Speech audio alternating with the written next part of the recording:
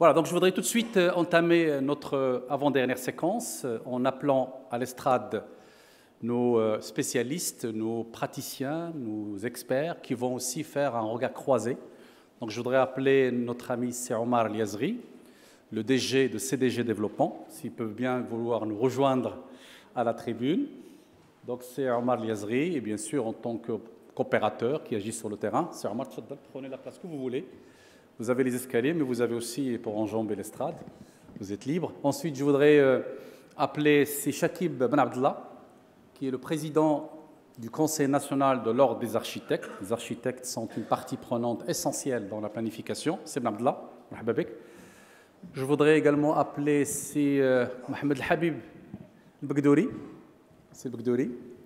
Voilà. Un grand spécialiste de l'urbanisme, un ancien responsable public, mais aussi un opérateur dans le privé. Et enfin, c'est Abdelrahim Ksiri, j'espère qu'il est toujours avec nous, c'est Abdelrahim Ksiri, qui est le coordonnateur de l'AMCDD, l'Alliance marocaine pour le climat et le développement durable. C'est Abdelrahim. Et en même temps membre de CESE, mais surtout un grand militant du développement durable. Donc, messieurs, marhaba bikoum, je voudrais en fait vous interpeller très brièvement sur vos réactions à chaud par rapport à ce que vous avez entendu ce matin. Je pense qu'on a eu d'excellentes interventions, à commencer par celle de Ahmed Chami, monsieur Louali, un parfait arabe, nos amis Sibel Qasmi avec l'excellente conférence magistrale et puis les recommandations. Et bien évidemment les vidéos qu'on a vues. Donc je voudrais commencer par Omar Liazri. Qu'est-ce que ça vous inspire tout cela? Et si vous aviez à faire une première réaction, vous avez 3 minutes pour un premier shot. Omar. Merci bien, merci pour l'invitation. Je m'excuse, moi je n'ai pas pu arriver à l'ouverture et donc je n'ai vu que les recommandations. Malheureusement j'avais déjà une contrainte ce matin. Je vais réagir par rapport aux recommandations.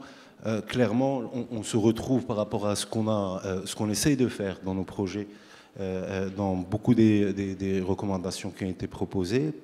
Et peut-être je rajouterai quelques thèmes ou quelques précisions.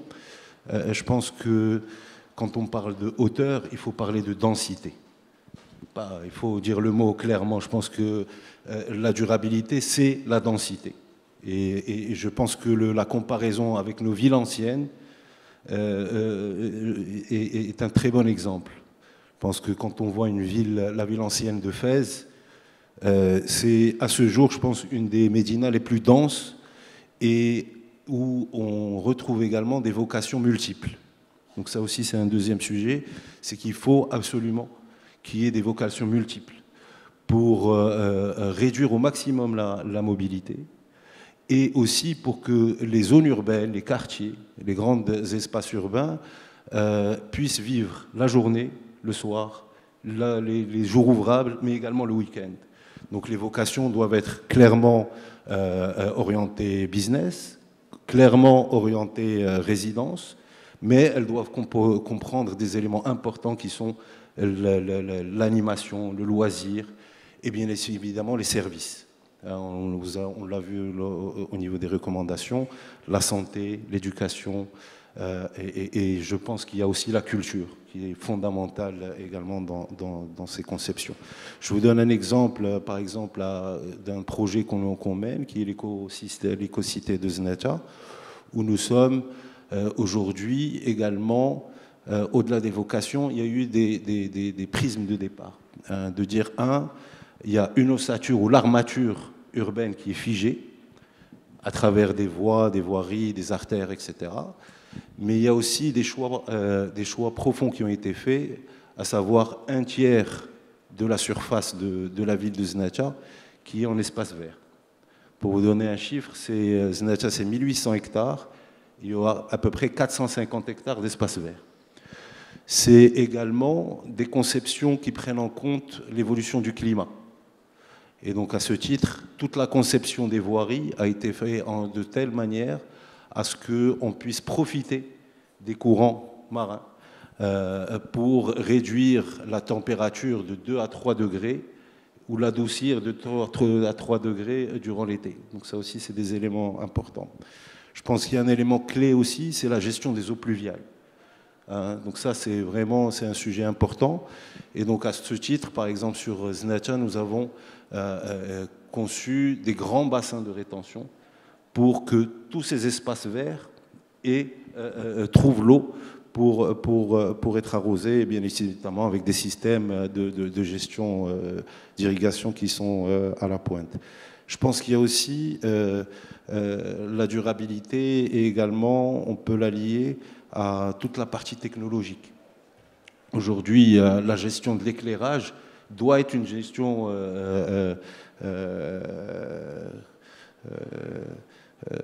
efficace et flexible. Aujourd'hui, je ne parle pas du LED, mais pour moi le LED c'est le hassel. Mais c'est surtout une gestion qui prend en compte les flux, qui prend en compte les passages, qui est une gestion quasiment de manière assez qui s'appuie sur de l'intelligence artificielle, etc. Tout ça, je pense qu'aujourd'hui ça existe partout. Je pense que également parmi les grands sujets qu'on a essayé aussi d'aborder au niveau de Znacha, c'est aussi le relogement des personnes qui sont installées, qui étaient installées sur le périmètre que comprend le projet ou la ville, au sein de la ville même. Donc ça aussi, c'est un élément important de durabilité. Et je pense que c'est fondamental pour la durabilité, ça c'est aussi certains prismes, c'est de dire que la durabilité, c'est aussi la mixité sociale. Donc il faut qu'il y ait des espaces de mixité sociale. On le voit par exemple au projet de l'ODA, le parc qui est fait, c'est un outil de mixité sociale.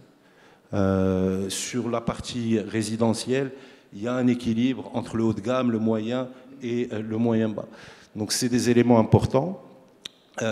Sur la partie urbanistique, je pense qu'il faut quand même, il y a des règles qui doivent être figées, la densité, et je pense qu'il faut une flexibilité sur les vocations, parce que c'est des projets sur 20 ans, 30 ans, et par conséquent, il faut absolument que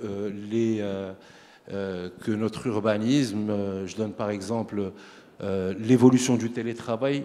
Aujourd'hui, moi je suis incapable de dire comment ça va évoluer dans 10-15 ans, mais si ça devient massif, il va falloir réfléchir à comment réorienter les espaces bureaux, etc. Il y a un dernier point peut-être que je n'ai pas retrouvé au niveau des recommandations et qui concerne la partie législative sur les bâtiments. Je pense qu'aujourd'hui, à un moment donné, il va falloir faire le choix d'aller vers des bâtiments qui sont carbone négatif et énergie positive. Et ça, c'est des choix forts qu'il faut prendre, et je pense qu'il faut le faire de manière massive pour que tout l'écosystème des matériaux de construction, des entreprises, etc., puissent avoir assez de volume pour qu'on n'ait pas d'impact ou de renchérissement des prix de revient. Merci beaucoup. Merci Sidi Azri pour cette excellente... En tout cas, on peut être rassuré que la CDG développera que des projets durables. Et je rappelle aussi que les recommandations seront enrichies par la production d'aujourd'hui. La production n'est pas terminée hier. Également les bonnes idées qu'on va collecter aujourd'hui. J'en retiens celle de la décarbonation de toute la chaîne de l'acte de bâtir. Si Chakib Ben Abdallah, en tant que grand architecte, président du CNOA, quels seraient tes commentaires et tes réactions à chaud par rapport à ce que tu viens d'entendre? Fadal. Merci beaucoup. Bonjour tout le monde. Donc moi j'ai eu le plaisir hier d'assister à l'atelier numéro 1. Et bon, je pense que cet atelier a discuté pratiquement de tous les points concernant la planification des villes, et donc a touché à pratiquement tous les problèmes qui sont traités aujourd'hui. Par rapport aux recommandations que vous avez données, je n'ai pas vu, je pense, des recommandations précises concernant la mobilité. Parce que ça aussi, c'est un problème récurrent qui revient à chaque fois au niveau de la mobilité dans les villes, au niveau des moyens de transport public, au niveau du stationnement, de la circulation des véhicules, et je pense que c'est un problème aussi très important à traiter. Maintenant, je reviens aussi sur la gouvernance, et on a parlé, donc je suis satisfait que nos amis ingénieurs s'impliquent dans ce sujet, et bien entendu, tout le monde est concerné, mais par rapport à cette gouvernance, je pense que la participation, quand on parle de participation des acteurs locaux, il y a aussi une participation importante, c'est celle des hommes de terrain. Et les architectes sont des hommes de terrain. C'est les personnes qui sont les plus proches du citoyen, qui peuvent refléter les besoins, qui peuvent refléter un certain nombre de difficultés de fonctionnement ou de problèmes dans les plans d'aménagement et qui peuvent donc aider les décideurs à corriger le tir et éventuellement à évoluer vers de meilleures solutions. Et bien entendu, la souplesse aidant, comme elle a été recommandée dans les points que vous avez cités, la souplesse dans cette planification est aussi très importante. Je reviens aussi au problème de retard dans la réalisation donc, des plans d'aménagement. Et je voudrais citer un problème qui me tient à cœur parce que j'ai été pendant un moment dans une équipe d'études de la ville nouvelle de Al-Khiaïta, de Sahel Al-Khiaïta, sur pratiquement 1200 hectares. Ce projet a maintenant plus de 10 années. Et il a tellement tardé à voir le jour, vu les problèmes justement, tous les problèmes de rouage administratif, qu'aujourd'hui, le schéma directeur est en train de transformer ce terrain en zone industrielle. Les 1000 hectares ou les 1200 hectares seront totalement en zone industrielle, ce que je regrette pas forcément parce que je suis dans le projet, mais parce que cette ville nouvelle allait permettre de se décentraliser, comme d'ailleurs les villes nouvelles, on a parlé de les problèmes de leur réalisation, mais cette ville nouvelle allait donner un poumon de décentralisation de beaucoup d'activités et bien entendu d'un certain nombre d'habitants vers une cité à pratiquement 15 km de Casablanca. Donc ça, c'est un problème qui a été probablement victime justement de ces retards de décision. Maintenant, par rapport aux recommandations, moi j'aimerais bien aussi, vous avez déjà précisé que ça allait être pris en compte, mais Reda Chami a aussi touché un large spectre de recommandations justement dans son intervention et il faudrait peut-être en tenir compte. Voilà, je vous remercie. Merci Sébastien Abdallah. Alors je voudrais interpeller un des grands doyens de l'urbanisme, c'est Mohamed Habib. Je salue aussi la présence de Sibou Sfeha, en tant que grand expert et un ancien de l'administration et qui a beaucoup roulé sa bosse dans l'urbanisme, à l'image de tous nos spécialistes des agences urbaines notamment. Donc, c'est Bgdouri, quelles sont tes réactions à chaud par rapport à ce que tu as entendu? Merci. Bien, la première réaction, c'est que je me félicite de cette journée, des résultats que nous avons entendus tout à l'heure, qui synthétisent l'ensemble des recommandations des 4 ateliers. J'étais dans l'atelier 1, je me suis retrouvé dans ce que j'ai entendu. C'est une raison aussi supplémentaire pour féliciter les personnes qui ont veillé sur cette synthèse. C'est très difficile, il faut le dire, de faire des synthèses quand il s'agit de journées aussi intenses que celles que nous avons passées hier. Deuxième réaction, c'est que je me réjouis aussi de partager, de voir que les thèmes sur lesquels un cheveu blanc comme moi a travaillé pendant 40 ans sont aujourd'hui largement partagés par tout le monde. J'ai commencé ma vie professionnelle au ministère de l'Habitat et de l'aménagement de territoire à l'époque, à la direction d'urbanisme, sous d'ailleurs mon chef hiérarchique Sibous Ferhar, ici présent, que je salue, j'ai commencé à être responsable des schémas directeurs.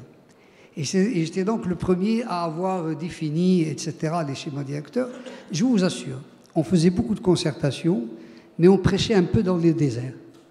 Aujourd'hui, je dirais que les temps ont changé dans le bon sens. Ce que nous pensons est maintenant largement partagé, et c'est une très bonne chose pour notre pays d'abord. Troisième réaction, c'est que nous vivons des transitions. Le monde entier vit des transitions. Dans notre pays, nous vivons des transitions, ça a été dit tout à l'heure, transition démographique, nous la vivons, nous sommes en plein dedans, le recensement de 2024 va le confirmer. Il y a donc plein de transitions et nous avons un système, notre pays, il n'y a pas le vide, nous avons des institutions, nous avons des textes, ils sont là. Bon, est-ce que nous les utilisons jusqu'à la limite de ce qu'ils nous permettent? Je crois que non, mais en tout cas, le système est là, les institutions sont là, il faut les améliorer. Les grands objectifs du pays sont très clairs. Nous avons une haute direction éclairée, Sa Majesté le Roi nous éclaire sur les grands thèmes, donc nous sommes en mal de rien du tout. On manque de rien, on manque une seule chose. Nous avons aussi des experts, beaucoup d'experts. Ce qui nous manque, c'est une seule chose, c'est de mettre tout ça en commun, de créer de la perméabilité, la communication entre les experts et de passer d'une ère où chacun travaille dans son coin, si je peux dire, je peux m'exprimer ainsi, à une ère de synergie, de travaux en commun, etc. Et je crois que ces journées de réflexion en sont une bonne démonstration. Je voudrais aussi, comme quatrième point, parler de la question de l'expertise. Oui, c'est le soubassement de tout ça. Il faut développer l'expertise à travers deux leviers. Le premier, c'est l'enseignement, évidemment, ce qui est académique, classique, etc. Le deuxième, c'est le transfert du savoir de génération en génération. Nous sommes une génération qui a vécu un certain nombre d'expériences dans notre pays. On a pu expérimenter un certain nombre de process qui ont donné lieu à des résultats des fois heureux, des fois moins bien heureux. Il faut que le transfert soit fait entre générations. Et il faut que cette expertise nationale puisse être développée pour donner lieu même à l'exportation. Il faut que ça fasse partie du produit national brut, du produit exportable, de la richesse du pays. Et c'est une richesse qui est là, mais qui ne demande qu'à être valorisée. Je finirai par dire que dans ce cadre-là d'expertise du savoir, il y a lieu de prendre les exemples que nous avons. Il y a beaucoup d'exemples réussis dans notre pays. Si Omar Yazrib a parlé de Znata, on peut citer d'autres éléments. Il faut souligner aussi, j'ai eu l'honneur de participer au projet de Znata. Il faut dire aussi que ces projets, ils sont en train de réussir, c'est bien, mais ils ont souffert et ils souffrent de beaucoup de résistance, il faut le dire. Il faut dire qu'il y a quand même un côté très conservateur qui vous nous laissez dans la continuité de ce qu'il y a. Je pense qu'il faut maintenant avoir de l'audace, il faut vivre la transition, il faut que les esprits soient préparés à la transition que nous espérons tous.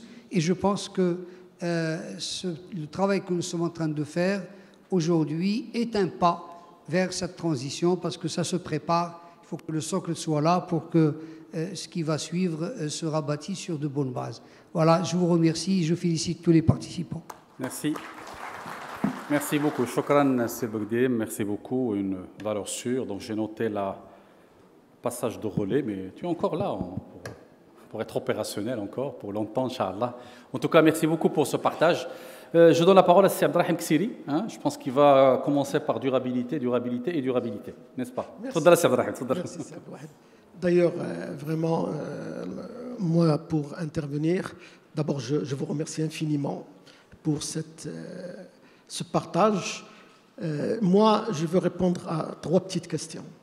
La première, lorsqu'on écoute vraiment nos experts et les compétences qu'on a au Maroc, on sait qu'on a vraiment énormément de matière. Les analyses sont claires, les diagnostics, les recommandations sont fortes.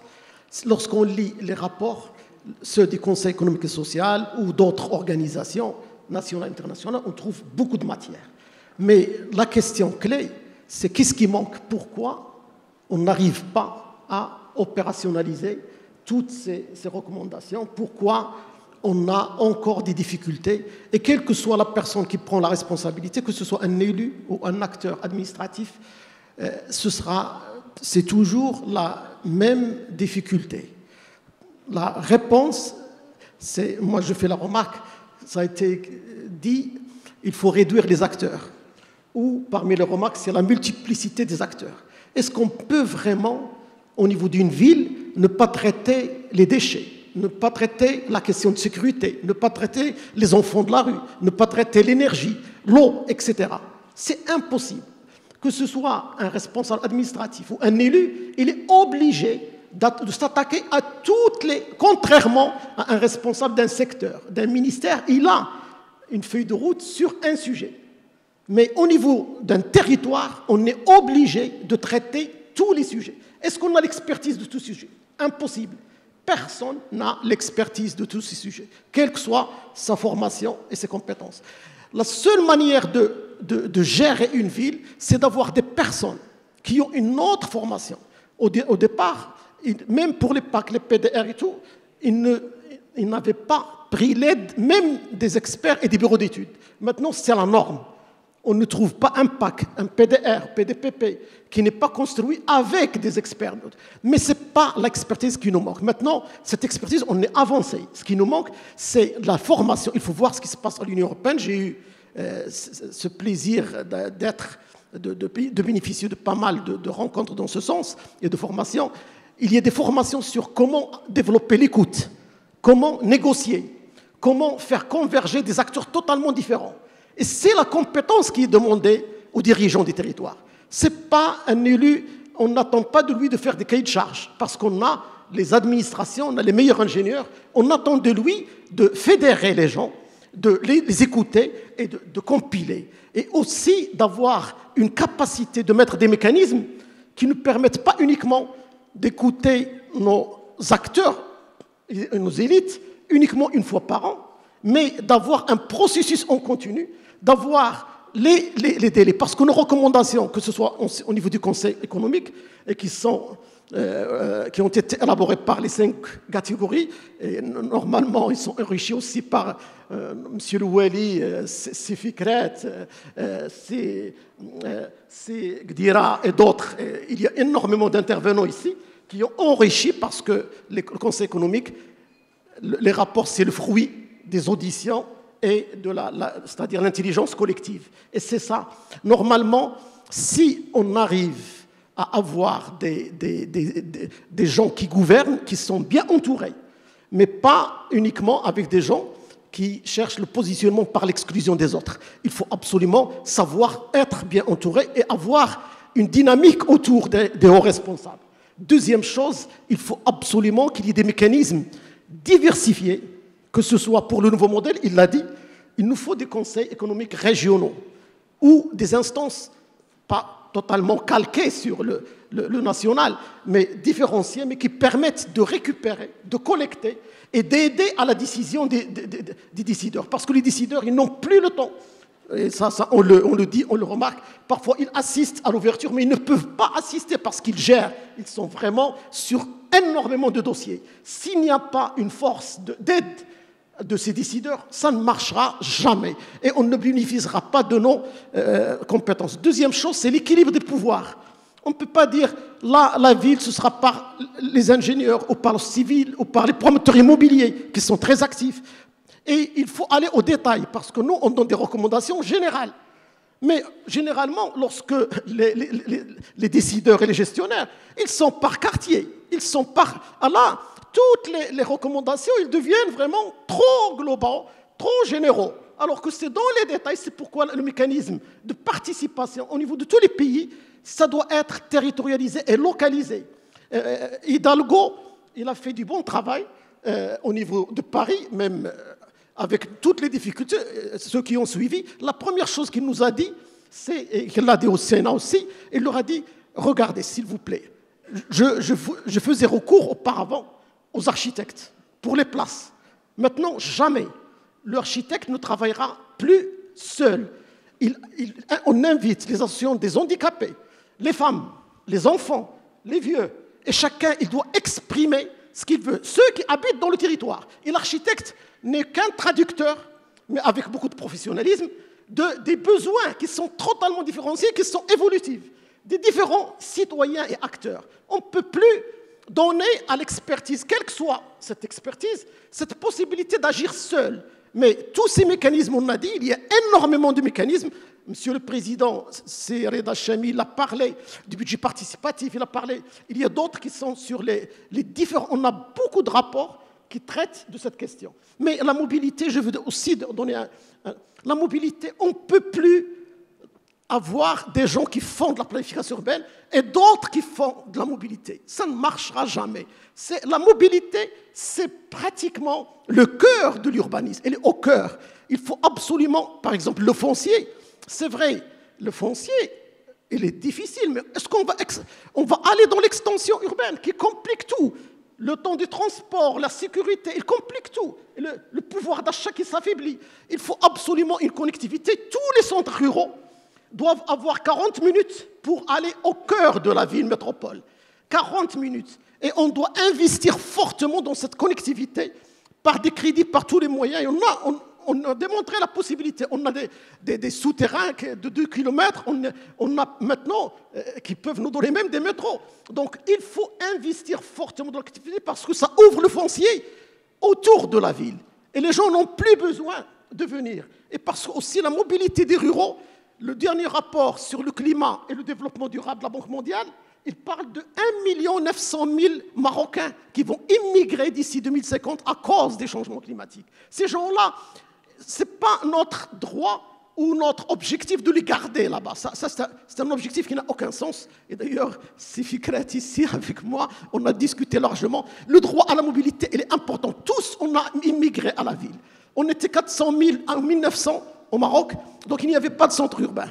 Et là, ça a été dit par Fikret tout à l'heure et par d'autres, au niveau de la ville, 80% de la richesse est créée. On ne peut pas donner à 20%, à 40% de la population dans le monde rural et on leur dit, voilà, restez chez vous avec 20% de la richesse. Le PIB, ça ne marche pas comme ça. Il faut leur créer les conditions d'être accueillis dans les centres ruraux, dans les centres urbains et autour de la ville, là où le foncier doit être beaucoup moins. Dernièrement, on ne peut pas utiliser un seul levier. Le foncier, est-ce que c'est normal que la ville de Casablanca, pour une décharge, il trouve beaucoup de difficultés, alors que c'est une métropole africaine. C'est parmi les centres financiers, les centres de richesse.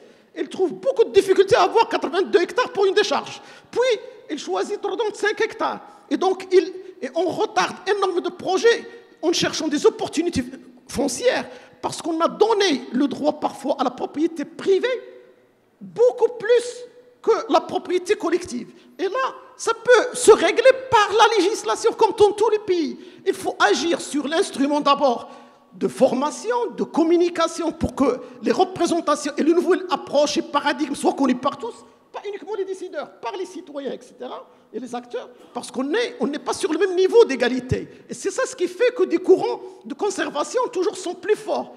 Et là, il faut investir des moyens dans ce qu'on dit, dans la nouvelle approche de participation citoyenne, de démocratie participative, mais qui sont pertinentes, efficaces et impactantes, et non pas uniquement de la communication superficielle qui n'a pas réellement d'impact. Et donc, il faut les leviers institutionnels, réglementaires, culturels et les leviers économiques et financiers, il faut qu'ils fonctionnent en même temps. On ne peut plus dire, voilà, j'ai agi sur le levier, mais ça ne marche pas. Ça ne marchera jamais avec un seul levier ou deux. Il faut intégrer. C'est là la difficulté des décideurs et c'est là qu'ils ont besoin de l'intelligence plurielle. Merci. Parfait. Merci beaucoup. Merci, Sir Brahim, toujours passionné pour ces plaidoiries.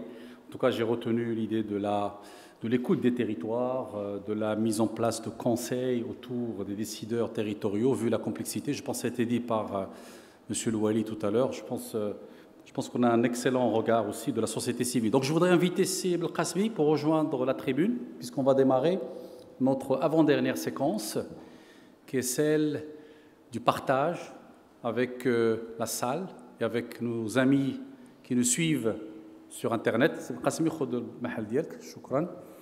Donc vous allez voir un QR code qui va être affiché et que vous pouvez scanner. Alors ça c'est pour les timides, hein. Ceux qui veulent juste poser des questions par écrit. Ceux qui veulent prendre la parole directement, il y a des micros qui vont circuler au niveau de la salle pour interpeller sur tout ce que vous avez entendu ce matin.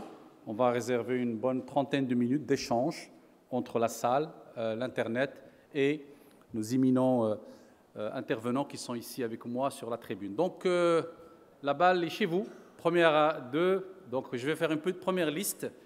Donc, c'est Bousfeha, c'est Koumiha, monsieur. C'est Mustafa. Donc, en 3, en 4, c'est les juges. Marhaba, Allah yaoudi, c'est les juges. Parfait. Donc, on a déjà une première liste de 4, s'il vous plaît, les hôtesses. C'est Bousfeha. On a une 5e personne, numéro 5. Le bien sûr, architecte. C'est Bousfeha, tfaddal. S'il vous plaît, les interventions de 3 minutes maximum. Focus. Comme au Parlement. Hein. Si Jalal. Là, ça fait, c'est bon. Tfaddal, c'est Bousfeha, tfaddal. Bien. Eh ben, tout d'abord, je tiens à remercier les organisateurs de ce forum, hein, les Centraliens Superlec. Je trouve que c'est une initiative louable et qui tombe à point, parce que c'est un moment où, aujourd'hui, le problème de la planification est beaucoup plus d'actualité, sachant qu'il y a des réformes qui sont en cours dans notre pays. Ce que je voudrais dire, c'est qu'il ne faut pas toujours sortir avec ce qu'on appelle le pessimisme. Je pense que notre pays, ailleurs, est traité de pays émergent. Et il y a des efforts extraordinaires qui ont été réalisés sur le plan même de la planification, parce que c'est grâce à tous ces documents, à cette législation, qu'aujourd'hui nous avons des villes comme Rabat, comme Casablanca, comme Essaouira, comme Chaouen, etc. Donc nous avons une armature urbaine qui a du mérite. Et ce n'est pas Paris et le désert, comme ce que se disait avant l'ère de l'urbanisation et de la planification en France. Nous avons quand même une armature qui est extrêmement importante. Ce que je voudrais dire, c'est que le portage politique est fondamental. Nous avons passé par plusieurs gouvernements, et notamment le gouvernement de l'alternance, où il y avait justement Syl Yazri qui avait mené un travail extraordinaire en termes d'aménagement du territoire, puisque c'est grâce à cette réflexion qu'il y a eu au Maroc le premier schéma directeur national d'aménagement du territoire, qui a beaucoup de mérite. Le seul pays qui avait dans le temps, c'était la Tunisie, et le Maroc était un exemple favorable. Et c'est grâce à ces grandes orientations, hein, il y a eu pratiquement 52 ateliers à travers le royaume qui ont traité de 52 thèmes. Le rural, la mobilité, le patrimoine, etc. Tout ça a été effectivement étudié et avec des recommandations extrêmement importantes et qui a permis pour la suite des autres documents, à savoir les schémas directeurs, les SRAT, les schémas directeurs, les plans d'aménagement, d'aboutir. Alors, ma recommandation, pour qu'on sorte avec quelque chose de concret et qu'on ne soit pas encore dans les séminaires que nous connaissons, etc., avec des recommandations et lesquelles recommandations restent dans les tiroirs et dans les archives, c'est qu'il faut peut-être innover. Et je crois que nous sommes dans un lieu où il y a effectivement, alhamdoulilah, les ressources humaines, les technocrates dont tout le monde a parlé, les experts, etc. Pourquoi ne pas renverser la chose? Au lieu de parler de recommandations tout simplement, on parle recommandations et programmes d'action. Et là, j'inviterai tous les intervenants, et surtout qu'il y ait, ce que disait Sib Gdouri tout à l'heure, une synergie entre les corps professionnels.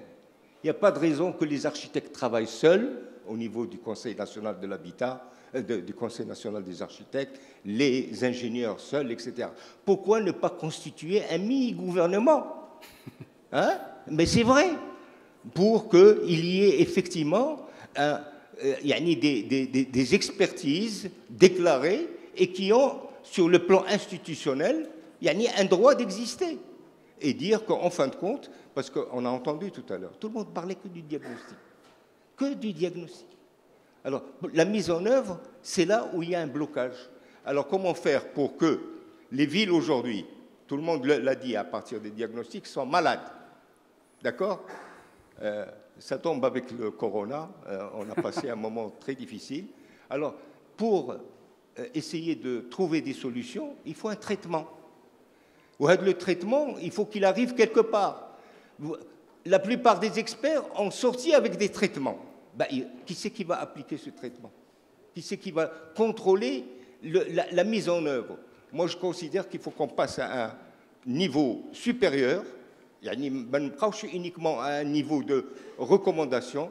Il va falloir que constitue, et je crois qu'il y a des experts extraordinaires. Ailleurs, ils utilisent aussi les gens qui ont capitalisé un savoir-faire.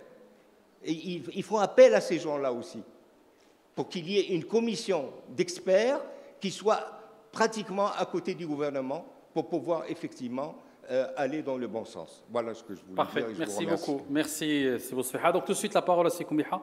J'en profite pour dire que déjà des questions tombent sur la plateforme QR Code, donc j'en parlerai tout à l'heure. Sekou Miha, tfaddal. Oui, merci de me donner la parole. J'ai oublié de dire qu'il faut juste se présenter, moi je vous connais très bien, mais juste deux mots et ensuite l'intervention. Nordine Miha, je suis architecte. Dans le privé et enseignant d'architecture aussi, à mes heures perdues. Deux chiffres. Dubaï, aujourd'hui, c'est 35 km² pour à peu près 4 millions d'habitants. Casablanca, notre cher Casablanca, c'est 385 km² pour à peu près 4 millions d'habitants, soit un gap presque de plusieurs centaines de kilomètres carrés. Je pense que Dubaï est plus agréable à vivre que Casablanca, pour ceux qui l'ont visité dernièrement, une ville qui a été créée aussi en à peu près 60 ans. Je voulais rappeler aussi le discours du 14 janvier 1984 que nous avait fait Feu Sa Majesté Hassan II à Marrakech, et qui, déjà à l'époque, parlait de la malédiction du rez-de-chaussée plus 2 étages, le R+2, en 1984. Et il disait, quand je me promène dans mon pays, que ce soit de Tanger à l'Gouira, tout se ressemble. Il y a des R+2 partout, et ces R+2 sont laids, ils sont moches, et pour cause, ils ne sont pas faits d'ailleurs par des architectes, souvent c'est fait par des techniciens ou des dessinateurs. Cette malédiction du R+2, on la supporte encore aujourd'hui. Nous sommes en presque en 2024, soit 40 ans après. Que peut-on faire justement pour lutter contre ce fameux R+2 qui dénature toutes nos villes et nos campagnes? Et ça, c'est quelque chose... Voilà, nous sommes peut-être plusieurs experts, mais il faudrait que nous soyons des acteurs aussi, et des acteurs actifs. Que faire pour lutter contre le R+2, qui est un virus, un cancer, qui métastase malheureusement quotidiennement dans tout le pays et qui endommage notre écosystème? Une solution peut-être, l'acupuncture urbaine. Nous avons commencé à Casablanca par des opérations effectivement qui sont générées par des organismes comme la CGI, effectivement l'éco-cité de Zneta, on a la ville verte de Ben Grir, on a Al-Khiaïta, on a Malchika, etc. Ce sont des opérations urbaines qui ont été étudiées par des professionnels. Que demande le peuple? Finalement de vivre dans des villes étudiées, conçues, réfléchies, par des professionnels. Monsieur Liazri a parlé que la ville de Zneta a été conçue en fonction des vents marins. D'accord? La plupart des villes nouvelles qui ont été générées à une époque au Maroc, je ne les citerai pas, Tamansour, Tamesma, enfin, qui sont des ratés historiques et que nous allons supporter peut-être pendant des centaines d'années avec tous les dommages collatéraux, de délinquance, de mal-vivre, de malheur, de d'éclatement familial, de la cellule familiale. voilà, faisons étudier nos villes par des professionnels. Un architecte fait 6 ans d'études minimum pour devenir architecte. Il n'y a aucune raison pour qu'on donne 95% du cadre bâti marocain à des dessinateurs, quel que soit leur talent. Laissons les professionnels s'exprimer. Nous avons là 5-6 écoles d'architecture au Maroc actuellement, donc faisons en sorte que ce soit les architectes qui conçoivent nos villes. Parfait, parfait. Merci beaucoup, Sikoubih. Alors, juste le temps que le micro passe du côté droite avec Célagio, je lis quelques questions, très intéressantes d'ailleurs, 5 questions. C'est Hakim Ahmed, un consultant. Est-ce que l'agriculture urbaine peut être une alternative à la gestion des espaces verts? Donc ça, c'est une très bonne question pour M. Wali. Bon, il faut voir comment gérer ça après, comment gérer la production. Alors, une autre question un peu hors sujet, c'est notre président qui est toujours hors sujet apparemment.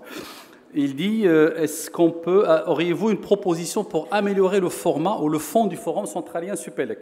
Il réfléchit déjà à la prochaine édition, c'est très légitime. Une question de Sefikrat Mohamed, qui est occasionnellement mon grand frère, président d'Asian. Quel rôle doit jouer l'université et la R&D, la recherche-développement, pour nourrir et appuyer une planification urbaine plus efficace au service de la durabilité? Donc le rôle de l'université de la matière grise. Sibous-Likhan Mohamed Yahya, agence urbaine de l'Arish. Est-ce qu'on peut ajouter la création d'un observatoire national d'urbanisme comme recommandation pour pouvoir capitaliser sur les informations urbanistiques et le savoir-faire? Et la dernière, Madame Mtahri, toujours dans l'esprit du patrimoine informationnel, donc DG au niveau, je suppose, groupe CDG, peut-on se baser sur la réalisation de la ville de Znata pour ressortir tous les blocages rencontrés et faire en sorte que ces blocages soient levés pour en faire bénéficier d'autres projets, c'est-à-dire un retour d'expérience? Ça tombe très bien. C'est le Hajj, à vous la parole. Le micro, s'il vous plaît. Après, c'est le Hlo, et on donnera un petit moment les experts d'intervenir. Tfadal. Merci beaucoup, Sefikrat. Ravi d'être parmi vous. Ami les juges, donc j'appartiens au groupe CDG. J'ai dirigé pendant à peu près 15 années, et j'ai initié le projet d'éco-cité de Znata. Et depuis une semaine, je suis à la tête de l'ESCO CDG. Donc ces questions énergétiques, faciles énergétiques, qui ne sont pas indépendants ou loin de la question urbaine. J'étais invité hier aux ateliers. Malheureusement, j'ai eu une contrainte familiale très importante de santé, je n'ai pas pu assister. Mais j'ai suivi avec beaucoup d'attention les interventions depuis Sichami ce matin, passant par Silwali, les recommandations, les personnes sur l'estrade que je connais très bien, c'est Bgdori, que je salue, c'est Bosfeha, tout ce monde-là. Pendant 15 ans, ils sont passés un moment ou un autre. Ils m'ont permis de pouvoir, au sein du groupe CDG, concevoir un projet qui aujourd'hui peut servir en termes de retour sur expérience. J'ai beaucoup de remarques ou de recommandations à ajouter, mais je voudrais commencer par la première. La question urbaine est une question systémique. Elle n'est pas une question isolée. C'est-à-dire que tout le monde peut être urbaniste par rapport au prisme et par rapport à la spécialité ou au métier qu'il fait. On a parlé du numérique, on a parlé de la santé, on a parlé de l'éducation, le culte également, l'espace public. Tout ça, donc, ce qui rend l'exercice complexe et compliqué. Ça, c'est la première remarque. La seconde, des échelles. Je suis ravi, vraiment ravi, d'entendre aujourd'hui qu'on parle d'échelle territoriale, parce qu'on ne parlait pas avant d'échelle territoriale. Et donc cette question d'échelle est hyper importante. Il y a 2 échelles dans une ville qui sont importantes et centrales et cruciales. D'abord, l'échelle spatiale et l'échelle temporelle. Le fait que faire une ville se fait dans un cycle différent du cycle immobilier normal qui est entre 5 et 7 ans, une ville, c'est au moins 20-30 ans pour la réfléchir. Et puis, quand vous remontez dans les benchmarks internationaux, pour incuber un espace urbain à partir de 300 hectares, il faut entre 9 et 11 ans, incuber. Parce que l'erreur dans une ville, dans un territoire, peut être absolument fatale pour l'avenir d'un territoire. J'ai aussi remarqué, quand on en a parlé, de l'aspect divergence de l'masalih, aux divergences des points de vue. Et là, peut-être que le Maroc s'est investi dans la politique de régionalisation avancée, et je crois que la région a un rôle très important à jouer dans la régionalisation et être le chef d'orchestre. Une commune peut être différente d'une autre, mais il y a des troncs communs importants, et le plus important des troncs communs, c'est la mobilité. Aujourd'hui, au Maroc, on veut construire la classe moyenne.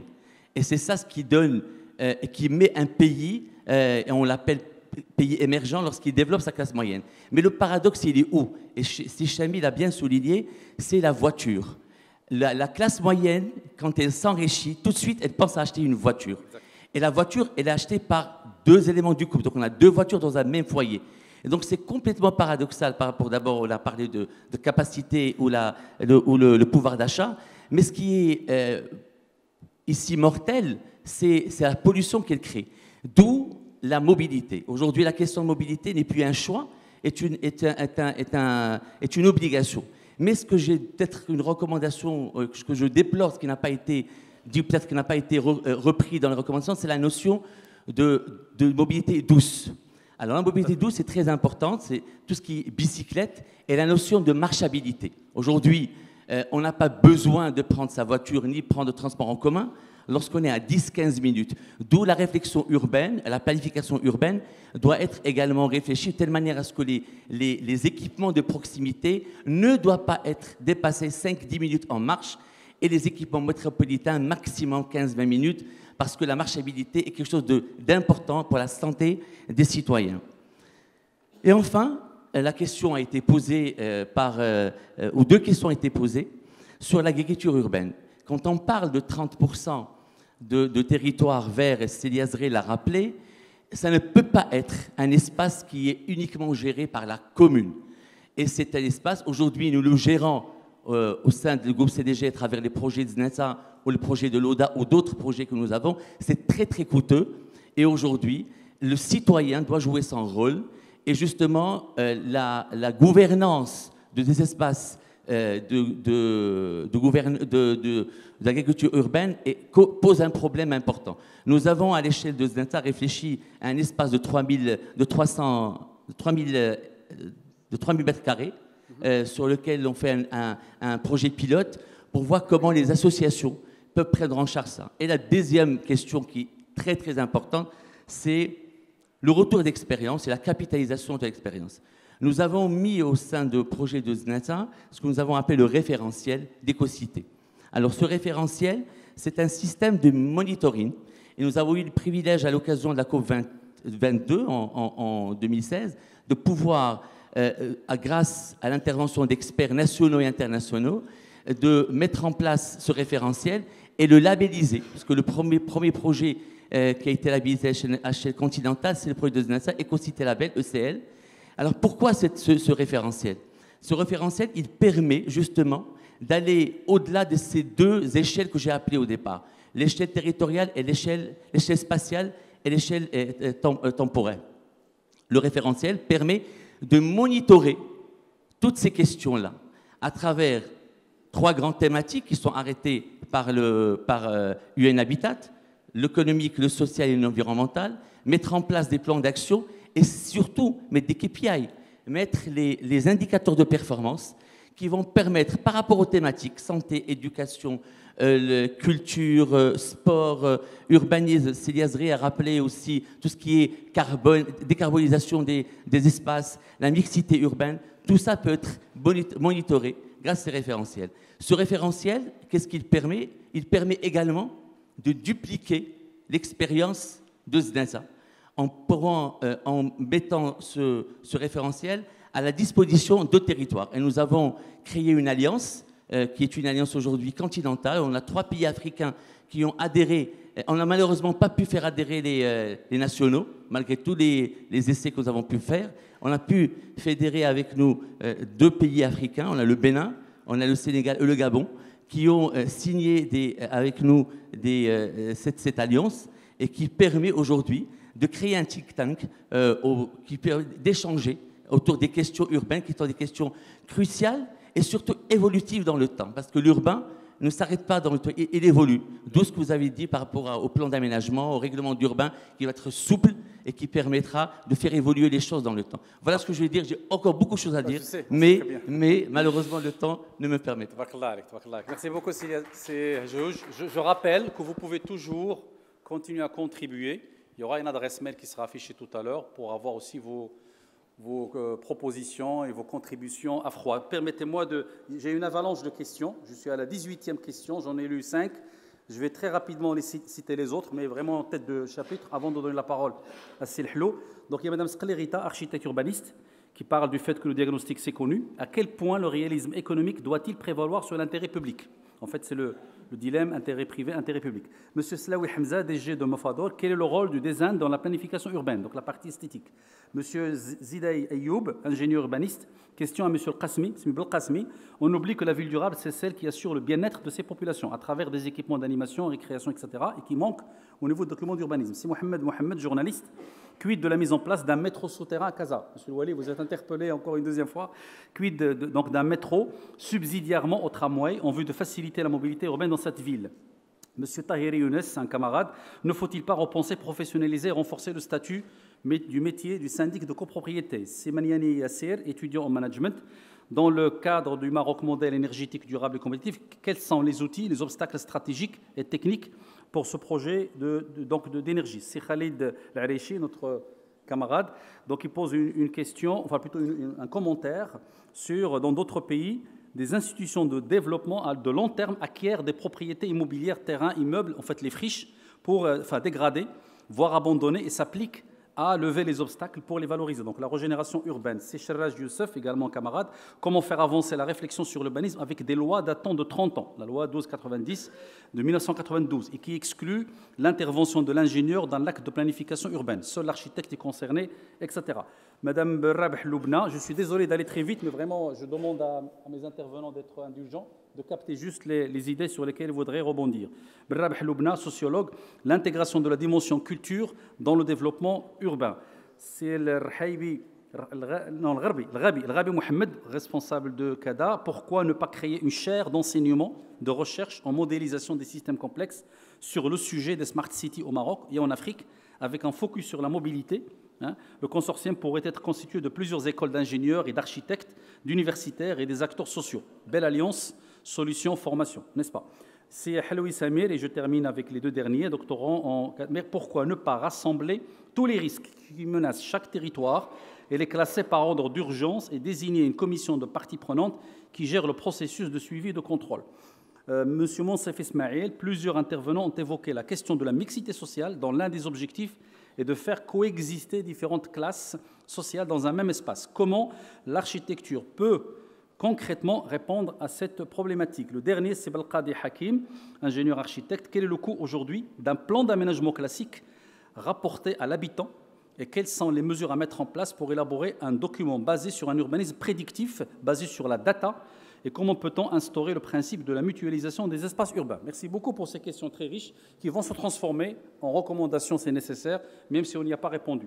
Messieurs, qui veut dégainer en premier pour réagir, mais vraiment 3 minutes chacun. Célia Zri, tfaddal.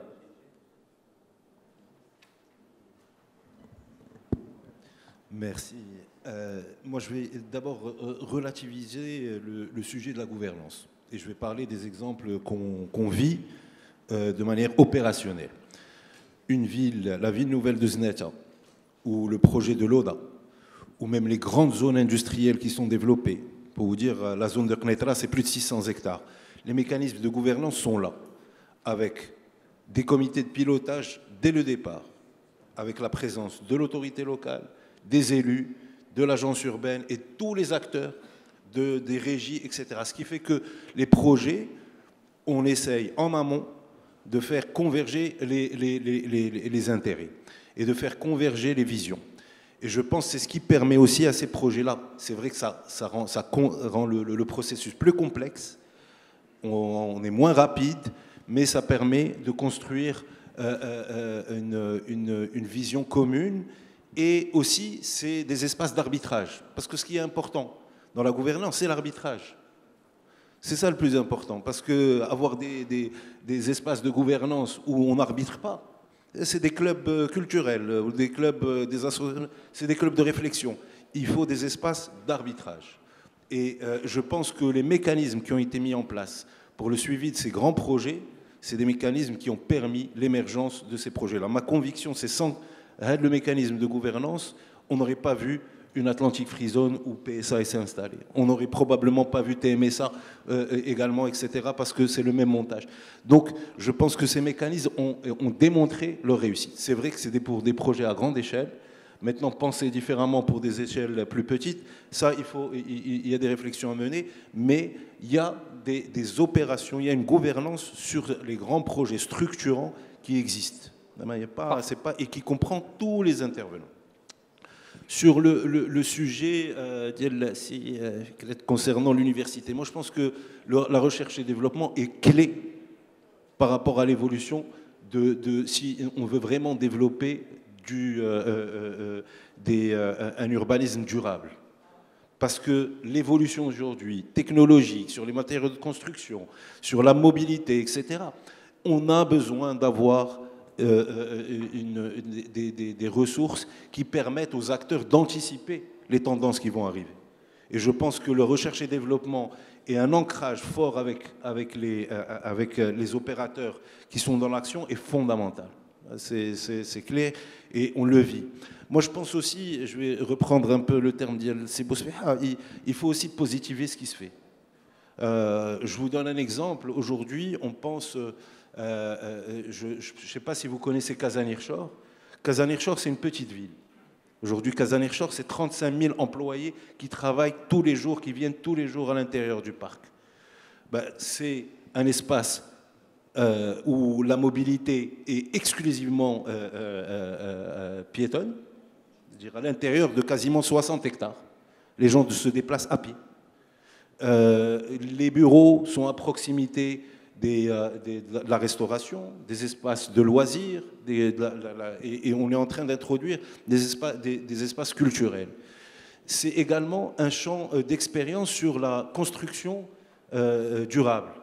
Le premier bâtiment en Afrique qui est carbone négatif, énergie positive, et le 15e, y compris en Europe, il est en train d'être construit à Kazanirchor. Et ce qui est exceptionnel, et je pense que c'est important de le dire, c'est au même prix de revient qu'un bâtiment classique. D'accord. Et avec des opérateurs locaux, et avec des architectes locaux, des bureaux d'études locaux, etc. Mais l'élément fondamental, c'est que, comme chaque projet, ils doivent être bien pensés. Et après, il faut bien les exécuter. Il n'y a pas de secret. Quel que soit le projet, si on pense bien, les projets en amont qui soient à l'échelle dont a parlé Amine, les juges tout à l'heure, à une échelle longue ou à une échelle courte, il faut qu'ils soient bien pensés. Et il faut se donner les moyens de la flexibilité, de l'adaptabilité. Et c'est pour ça que je pense que, c'est aussi un lien continu avec le savoir, avec les tendances qui émergent, etc. Le dernier point concernant la réhabilitation urbaine, ça, je pense que pour toutes nos grandes villes, c'est un sujet qui va... Notre conviction, c'est que dans les années à venir, ça va être le vrai sujet de l'urbanisme. Donc, et à ce moment-là, je pense que, en ce qui me concerne, l'élément fondamental, c'est de ne pas rater le coche de la durabilité sur les bâtiments. Il faut absolument que, quelle que soit la réhabilitation qui se fera, il faut qu'elle soit au diapason des technologies et des outils qui sont offerts à nous sur l'efficacité, l'efficience énergétique, sur la gestion de l'eau, et ma conviction sur la durabilité. Ce n'est pas que c'est les grands sujets, c'est petit sujet par petit sujet par petit sujet. Parfait. Et dernier point, sur le knowledge management ou le partage du savoir, au niveau de la CDG et au niveau de la branche, au niveau de CDG Développement, nous sommes en train de concevoir ou de construire un historique de tous les projets qu'a vécu la CDG. Pour vous dire, la CGI, elle a été créée en 61. Donc il y a énormément de projets avec des réussites, des ratés, etc. Et je pense qu'une partie sera ouverte aux écoles, aux universités, qu'on partagera principalement avec les écoles d'ingénieurs, etc. Alors, une partie. Ouais, parce qu'il y a une partie, c'est notre goodwill. Le goodwill, c'est les grands thèmes, mais il y a aussi, on essaiera de partager le maximum. Parfait. Mais encore une fois, c'est vraiment, on le fera pour renforcer le lien également avec l'université et l'école, parce qu'on pense que c'est l'ancrage qu'il faut pour le type d'institution qu'on est. Parfait. Merci beaucoup, Serge. Je voudrais revenir à la salle parce que j'ai oublié Selhlo. Je suis vraiment désolé. Selhlo, tfaddal. Prenez la parole avant de revenir à la tribune. Oui. Bon, c'est Mohamed Hello. Je suis président de l'Union régionale des agences immobilières de Casa Stat. Bon, d'ailleurs, je suis ravi de toutes ces interventions qui ont été très bénéfiques. Maintenant, il faut se poser la question. Il y a des recommandations, c'est vrai. Mais s'il n'y a pas un pouvoir politique, on ne peut pas réaliser ses objectifs et ses réalisations. Et tout à l'heure, on a parlé du foncier. Comme j'ai un peu d'expérience au niveau de Casablanca, le foncier, il existe. Mais il y a un problème. Il y a beaucoup de terrains qui sont des terrains vagues, qui sont délaissés. Et je voudrais bien poser la question, pourquoi ces terrains sont délaissés? Et deuxièmement, je voudrais poser une question aussi sur l'agence urbaine de Casablanca.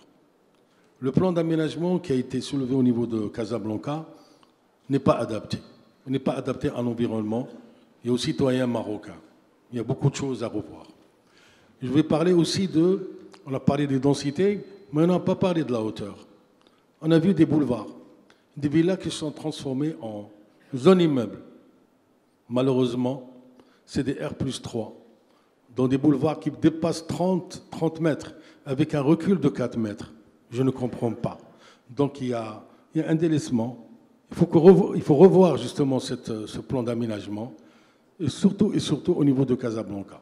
Dans les autres villes, le problème ne se pose pas. À Tanger, à Kenitra, à Meknès, à Fès, à Agadir, sauf Casablanca, qui est quand même une ville qui est vraiment, c'est une économie, c'est la première économie du pays. C'est une ville qui rapporte beaucoup d'argent à l'État, mais malheureusement, il n'y a pas d'effort, il n'y a pas de réflexion. Et je reviens à l'écosystème. Il faut que ce écosystème soit réglementé. Malheureusement, il n'est pas réglementé. Et si nous voulons réaliser ces recommandations, il faut un cadre juridique. D'abord, la base, mais la base, la base, on n'essaie pas de la corriger et de mettre en place et je reviens au pouvoir. S'il n'y a pas un pouvoir politique, on ne peut pas avancer. Merci beaucoup. Ok, merci beaucoup, Selhlo. Donc, au niveau de la tribune, c'est Chakib, ou là c'est Gdori. Si vous voulez réagir à quelques interpellations, en 2 minutes, s'il vous plaît, parce qu'on doit boucler dans quelques minutes. Je reviendrai à la salle peut-être pour une ou deux questions. Juste après, c'est pas ça. Ah, vous étiez prévu, pardon, excusez-moi. Donnez le micro, monsieur. Parfait. Désolé, bon, moi je pars de l'actuel, qu'on appelle maintenant l'étalement urbain, que les Américains appellent l'urbanisme du nulle part. Si vous voulez juste vous présenter, s'il vous plaît. Je suis prof universitaire, docteur d'État en géographie urbaine, président de la revue Espace géographique et société marocaine, etc. etc. Bon, je pars de ce constat-là. C'est ce qu'on appelle l'étalement urbain, ce que les Américains appellent, si vous voulez, l'urbanisme de nulle part. Donc, dans ce contexte-là aussi, ça concerne le Maroc essentiellement. Dans ce cas-là, on se pose la question, où est la planification urbaine, où est l'urbain, dans ce qu'on appelle la charte d'Athènes? Où est l'urbanisme marocain, en ce qu'on appelle la ville radieuse de Le Corbusier? Où est-ce que la ville marocaine, en ce qui concerne, est Kochar, qui a écrit le roman de la ville de Casablanca et qui a fait donc, le père de l'aménagement de l'urbanisme et qui a parlé, avant d'aménager les villes, il faut aménager les campagnes. Donc, je vais rester là. Donc, je pars au deuxième, ce qu'on appelle le glissement. Le glissement des projets, essentiellement. Ce que tout le monde a parlé. Et je donne des cas. Par exemple, le schéma directeur de Casablanca de 1982. L'orientation a été, c'est le nord-est. Alors que l'orientation, ça a été carrément le sud-ouest. Donc c'est un cas. C'est le problème, ça se pose aussi au niveau du schéma directeur de Casablanca, c'est actuellement. Je donne le cas, par exemple, de la SOFA. La SOFA, c'est le schéma d'aménagement fonctionnel et d'aménagement qui a été fait entre la région de Rabat Salé et la région de Casablanca.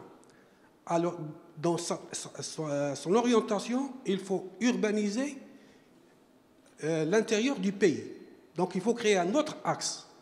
Alors que maintenant, l'urbanisme, ça se fait côtier, carrément. Je prends, donc, où est la coordination dans ce cas-là? Donc, au niveau de la planification. Je donne les cas parce que je suis plus de 40 ans, je m'intéresse à Casablanca parce que je suis casablancais. J'ai plus de vingtaine d'articles sur Casablanca et je me suis intéressé en ce qui rappelle le transport maritime et la logistique. Et je donne le cas. On a fait le schéma logistique marocain. Et l'orientation au niveau de Casablanca, c'est on va créer un axe logistique entre le port de Mohammedia et l'aéroport de Casablanca, Mohamed V. Alors qu'actuellement, l'axe logistique, c'est l'axe carrément atlantique, c'est entre Casablanca et Mohammedia.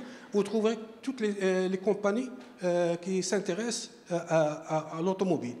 Donc, si vous voulez, donc, on a planifié d'un côté et on a d'autre côté. Donc, ce que j'appelle le glissement. Donc, dans ce cas-là, je ne vais pas m'attarder beaucoup, donc, parce que c'est énorme de parler de tout ça. Dans ce cas-là, je parle de ce qu'on appelle maintenant, actuellement, l'innovation. Dans ce cas-là, je pose la question et vous me corrigez si je fais des gaffes.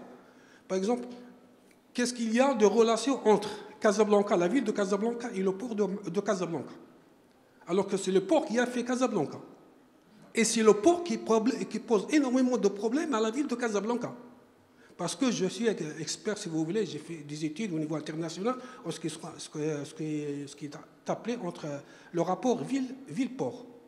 Donc voilà, c'est une question que je pose. Est-ce que les autorités coordonnent avec les autorités du port de Casablanca?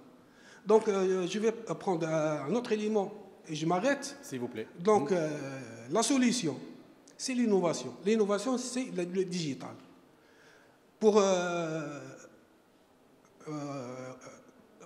En ce qui concerne, par exemple, les schémas directeurs ou les plans d'aménagement, etc., donc on gaspille énormément d'argent et on fait un projet qui est valable pour 20 ans, parfois plus. Maintenant, avec les nouvelles technologies, on peut faire des cartes, des plans instantanés, ce qui arrange tout le monde, aussi bien la population que les entrepreneurs, que les décideurs, que tout. Donc, si vous voulez, là, on a maintenant un outil qui est très important à ce qu'on appelle la digitalisation, qu'il faut digitaliser l'espace, et c'est un élément essentiel, ce qu'on appelle la smart city, etc. Donc, les mots, ils sont énormément. Et je remercie. Parfait. Merci beaucoup, l'Oustad. Merci beaucoup. Et j'espère que j'ai oublié personne au niveau de la salle, en tout cas pour la première liste. Je reviens à mes panélistes. Tfadal, c'est Bgdouri ou là, c'est Abdrahim Ksiri. Yalla, c'est Abdrahim. Rapidement, en 2 minutes. Merci infiniment. Et d'ailleurs, vraiment, les excellentes interventions et questionnements et propositions, ils confirment ce qu'on a dit. C'est-à-dire qu'on ne peut plus construire des PDR, des PAC, des SRAT en 3 mois, avec n'importe quel bureau d'études. Et surtout lorsqu'on lance les PAC pour plus de 1500 communes. Les meilleurs experts, ils sont en train de travailler sur plusieurs communes, donc ils n'ont pas le temps.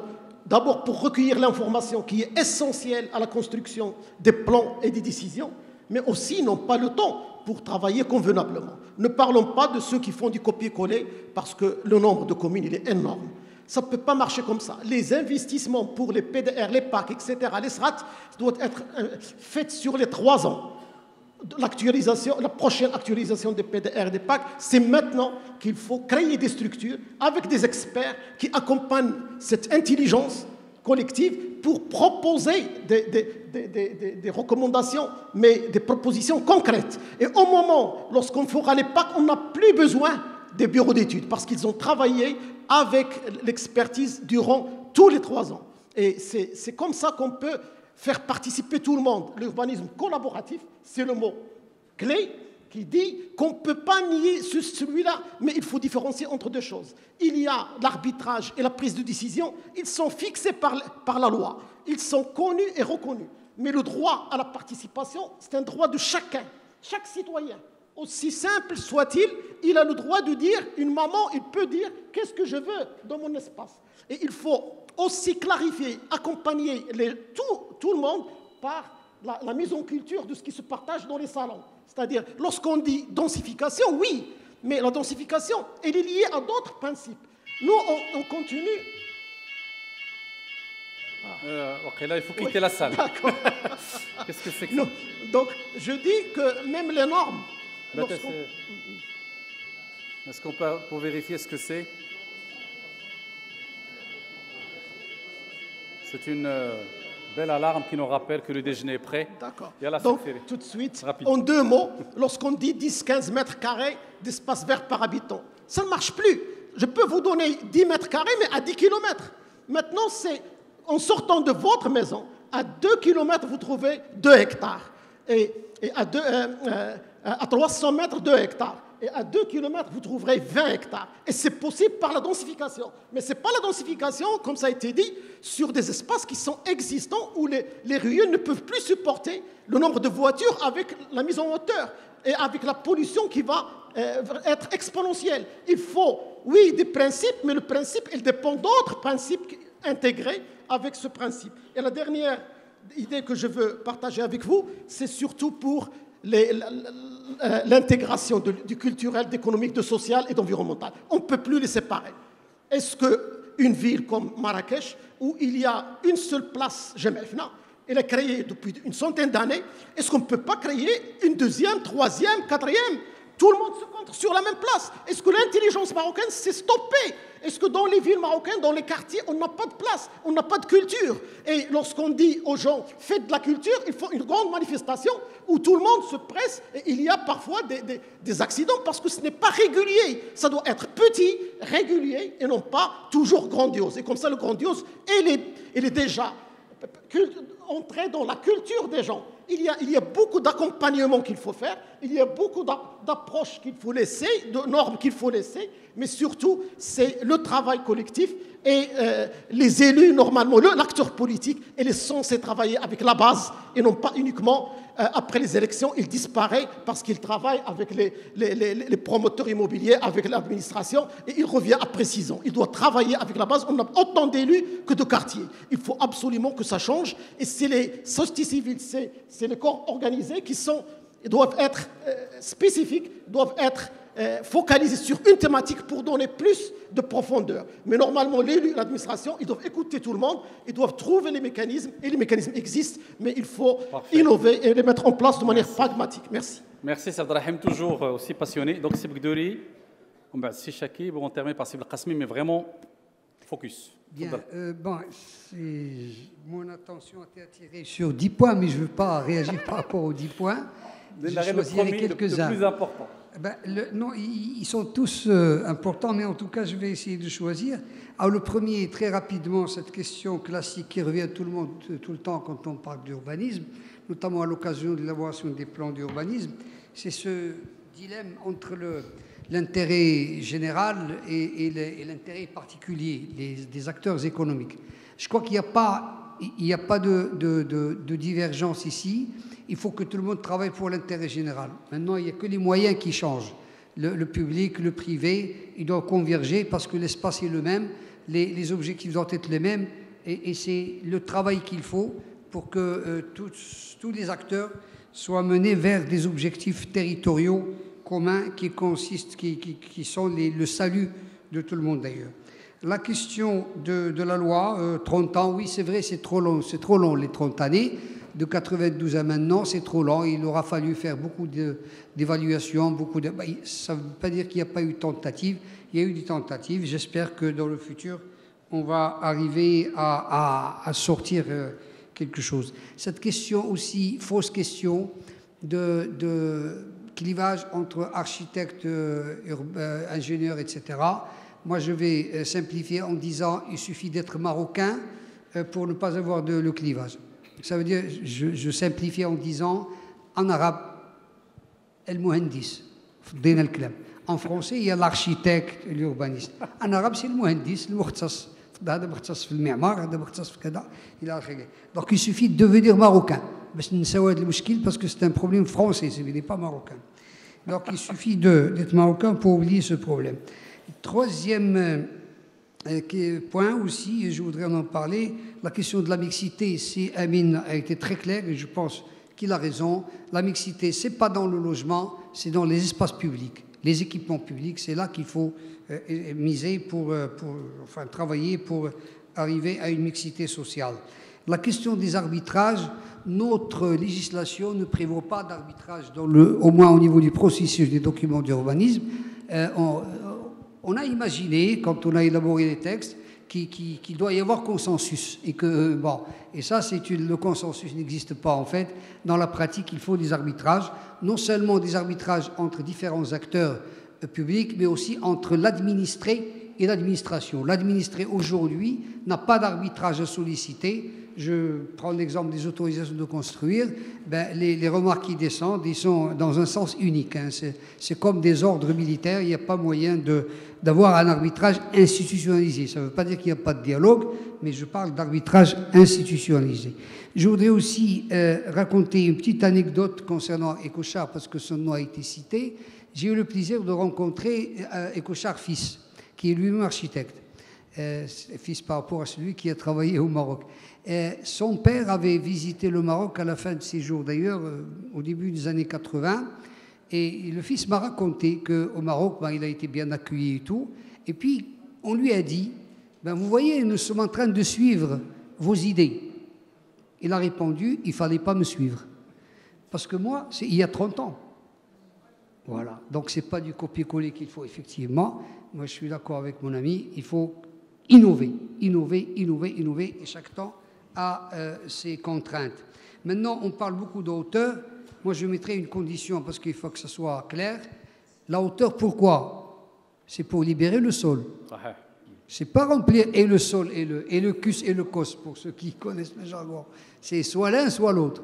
Donc, il faut libérer le sol. Et je pense que la ville, si Lazri a parlé tout à l'heure de la ville de Znata, la ville idéale, à mon sens, il faut retenir ces chiffres, je pense, il faut les savoir aussi, il faut communiquer autour d'un certain nombre de chiffres clés. La ville idéale, c'est la ville un tiers. Un tiers espace libre, c'est-à-dire espace vert, parking, place publique. Un tiers voirie. Nous avons des villes où il y a beaucoup de voiries, il n'y a qu'à voir les proportions. Et puis un tiers, le bâti. Je terminerai par la question de l'université. Effectivement, la question de la formation-recherche. L'université est un gisement de matière grise, d'idées, qui est très important, qui fonctionne à vide maintenant, sauf certains cas. Il y a de bons exemples à relever, mais en tout cas, c'est un gisement. Une ville qui dispose d'universités, maintenant plusieurs villes, même les villes moyennes, disposent d'universités ou d'annexes d'universités, cette université doit contribuer, doit être sollicitée constamment pour avoir des idées et partager les idées.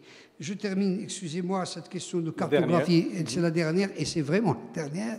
La question de la cartographie, effectivement, il y a une technicité, la technologie nouvelle aujourd'hui permet une pratique, presque instantanée d'élaboration de cartes. Nous travaillons au niveau des documents d'urbanisme aujourd'hui sur des photorestitutions, lesquelles photorestitutions mettent du temps pour sortir. C'est entre 6 mois et 1 an dans le meilleur des cas, des fois c'est plus. J'aurais fini. Je ne sais pas si c'est une alarme ou pas pour m'arrêter. Bon. Et donc, quand nous commençons à travailler, nous travaillons sur le passé. Notre base cartographique a déjà une année d'âge. Vous voyez, alors que maintenant, il y a des possibilités de travailler à la fois et de manière instantanée sur des images nouvelles, mais aussi, très important, en 3D. Et c'est possible. Aujourd'hui, il y a des logiciels qui permettent de travailler en 3D. L'urbanisme doit être en 3 ou 4D, n'est-ce pas? Pas seulement 2D. Parfait. Voilà, merci. Merci beaucoup, Seb Gdouli. C'est Chakib, très concentré. Oui, de toute façon, il y a eu suffisamment de réponses. Je reviendrai sur ce point d'urbanisme 3D pour dire qu'on a parlé déjà de City Information Management, qui est un nouveau système de programmation et de visualisation donc de la planification urbaine, et qu'il faudrait mettre à contribution probablement aujourd'hui dans tout ce qui peut se faire par rapport au nouveau plan d'aménagement. Je reviendrai aussi à une des observations qui a été faite par les intervenants sur l'observatoire de l'urbanisme.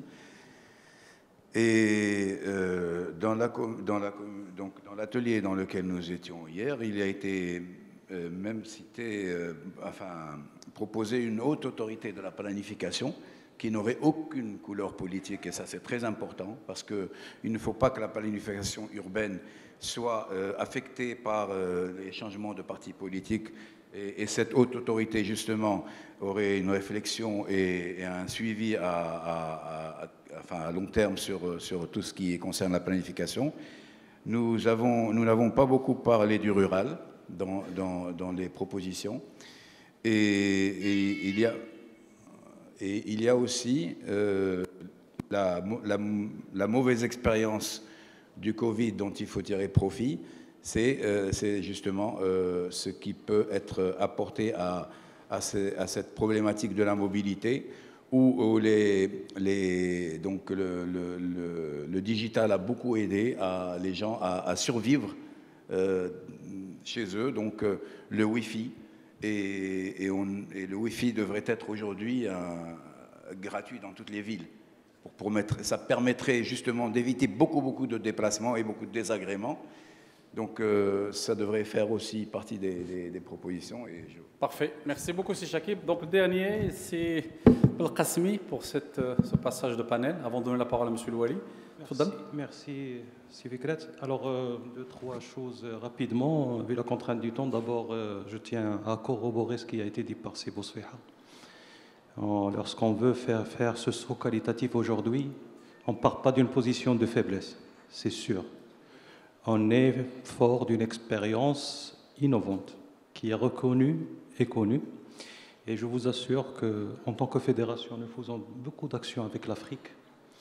Et vous ne pouvez pas imaginer l'engouement qu'il y a autour de l'expérience marocaine à chaque fois qu'elle est exposée. Si aujourd'hui on part d'une position de force, c'est parce que nos outils nous ont permis d'éviter certains spectres chaotiques et alarmants qu'on peut même voir dans des pays de voisinage.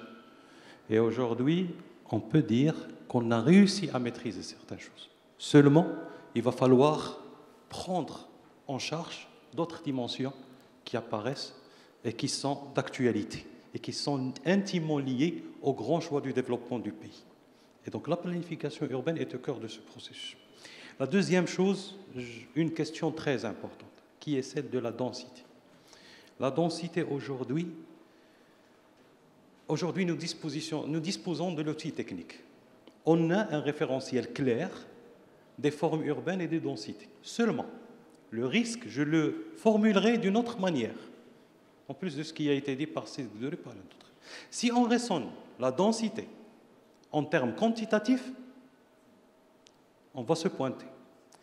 Aujourd'hui, on doit être capable de produire des formes urbaines qui marient critères quantitatifs et critères qualitatifs. بزاف ديال الناس كيقولوا لنا ملي كنمشيو للخارج علاش كنلقاو R+2 بيناتهم 8 ديال المترو ديال لومبريز. On entend souvent ce genre de réflexion, mais en marchant, comme c'est juste un peu, on va trouver le grand parc urbain, le grand espace public, le cœur de vie du quartier qui fonctionne et qui fait de tout ça une entité autonome qui peut fonctionner et peut être résiliente après la crise sanitaire. La preuve, c'est que l'urbanisme est d'abord une affaire de résilience. Troisième chose, rapidement, c'est la question, et j'ai été interpellé, je pense, directement sur cette question, oui. C'est la question de la ville durable et les espaces d'animation, etc. Les équipements. Le terme utilisé à l'international aujourd'hui, et à juste titre, c'est la ville inclusive. La ville inclusive, c'est quoi la ville inclusive? La ville inclusive renvoie à un concept très sociologique qui est l'appropriation de la ville par ses habitants. L'appropriation commence d'abord par la manière de produire l'espace urbain, de produire l'urbain. Aujourd'hui, une des grandes pistes de réforme, à laquelle je crois personnellement, d'une manière, j'en suis très convaincu, c'est qu'il faut de la participation dans l'acte de planification. Aujourd'hui, on a expérimenté au niveau de certains territoires, ça peut donner des résultats très intéressants. Aujourd'hui, peut-être qu'on doit descendre à des échelles encore plus fines pour planifier, l'échelle du quartier. C'est là où se cristallisent les attentes et les approches. Et je vous assure, à Agadir, on a fait ça au niveau de Haïl Mohammadi, qui est un pôle urbain des années 90. Comment les gens ont pu donner un regard très simple, très direct, très terre-à-terre, mais très pertinent de la perception de leur espace urbain. Dernier point, si Fikret. Aujourd'hui, les choses deviennent de plus en plus sérieuses, de plus en plus complexes, de plus en plus multidimensionnelles. Il faut professionnaliser l'acte de planification urbaine.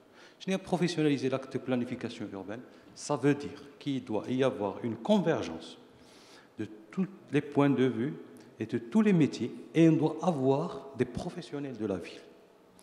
Anna, je suis pour des profils hybrides qui matchent la conception, qui matchent la technicité pour être en mesure de gérer dans un cadre professionnel l'espace urbain de demain. Merci beaucoup aussi. Parfait. Merci beaucoup. Merci Sibel Qasmi. Merci. Je vous demande d'applaudir nos panélistes et je vous demande de rejoindre vos places.